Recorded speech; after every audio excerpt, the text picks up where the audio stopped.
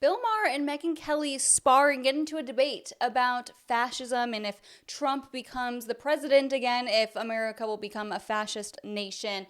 It's stupid, but it's a good one. It's a good one. By the way, thank you so much for watching my YouTube channel. If you're new here, hi, I'm Isabella Moody. Make sure you subscribe. I post 2 new videos every single day. And yeah, like, comment the American flag to boost in the algorithm, and let's get into it. In the news this week, I mean, we thought when the Ukraine war started, Putin would be isolated. He's not isolated.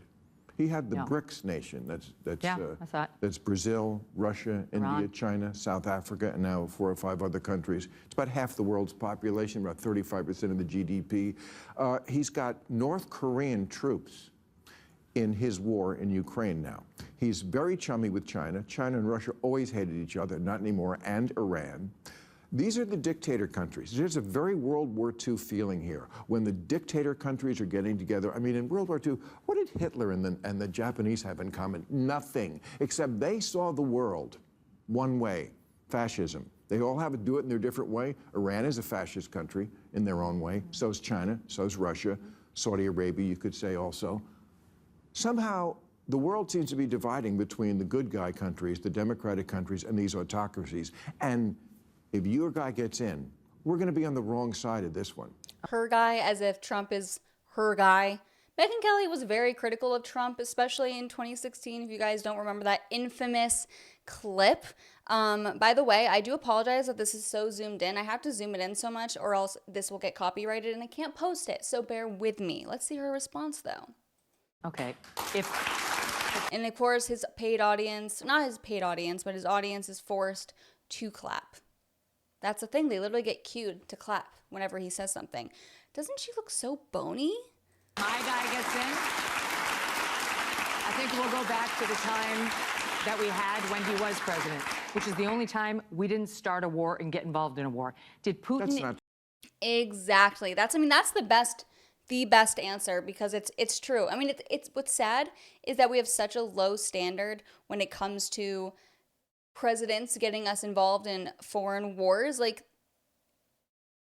But sorry, I was just thinking for a second that the bar is so low that we praise Trump for simply not starting another war, but it's like there's still wars that are still going on. It'd be cool if we could end more.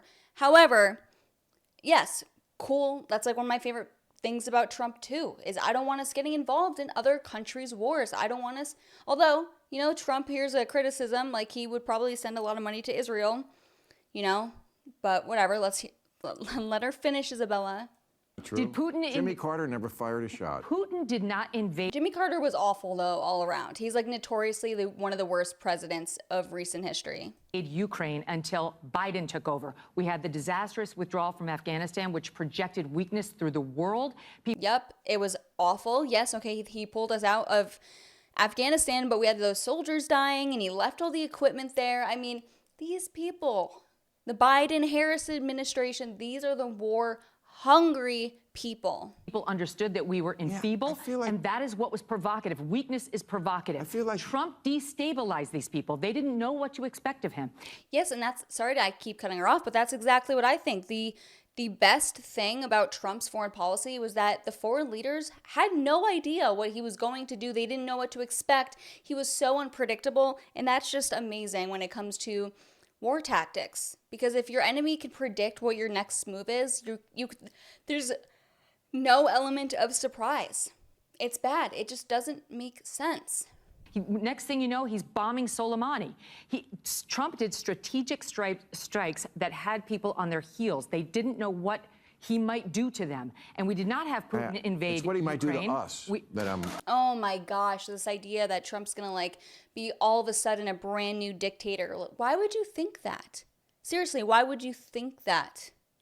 We had 4 years under Trump already, and they were much better than the last 4 years. That's why Trump will probably win. A little more worried.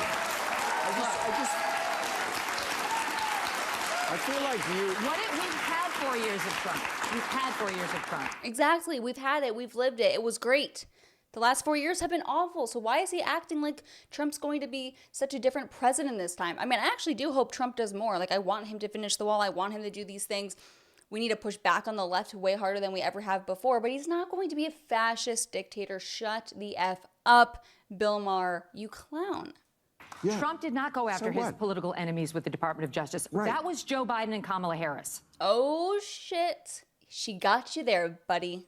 Well, we had Hitler in the 30s and things were okay, and then we had Hitler in the 40s and they got way worse. Oh, just because we had him. He hid his Hitlerism the first 4 years, and it's going to come out in full force. He tried to do things like that. He tried to do dictatorial fascist things, and he was stopped. Joe Biden has flouted the law when it comes to these student loan giveaway programs. He's flouted the law. Supreme Court opinions that told him he didn't have the right to do it, and he openly said, I will get around the Supreme Court. He did it with respect to rent abatement programs, the same exact thing. And then he and Kamala Harris unleashed this Department of Justice against their political enemy, Donald Trump, their #1 chief rival for the presidency. Okay.